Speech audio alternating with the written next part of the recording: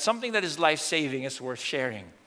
That if something that would help another or would cause them to, or at least help them and not get into an accident, you do that. And whether that would be finding cure for cancer, maybe if you find one, and then let's say you have a relative, you'll share it quickly.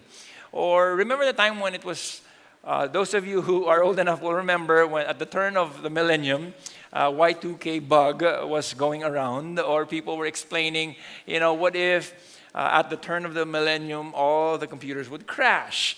And so there was a lot of information dissemination as a result. Whether that would be, or even just the precise location of the Marikina fault line, and finding out where your location is specifically, and disseminating that information. And so something that would be helpful for another, specifically for a loved one, you would share that. And for you and for me, the most important thing that you want to be able to share to your loved ones is the good news of the Lord Jesus Christ. And if we are convinced that the gospel is what will save us from eternal death, then sharing it would be of first importance. That's what Paul said in 1 Corinthians chapter 15. I deliver to you today what is of first importance. Everybody say first importance. It is of first importance, he says, which means this is critical. This is something that is paramount, valuable, something that nothing goes before this.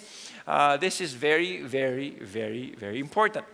And so if it's important, though, a question is what hinders us from sharing? And there are different reasons why. Maybe fear.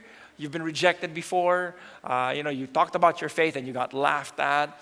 Or maybe, you don't know how, and you're not completely aware of how to actually explain the gospel, or apathy. And, I don't know if I want to share this. He seems like he's a nicer person than me, okay? I mean, he doesn't really need the gospel, at least in your mind, because he's a nicer person or a better person in character. Or prejudices like, we're really different. He's from this social background, or this is from this school, or from this village, or from this place. Then maybe somebody else can do it for me.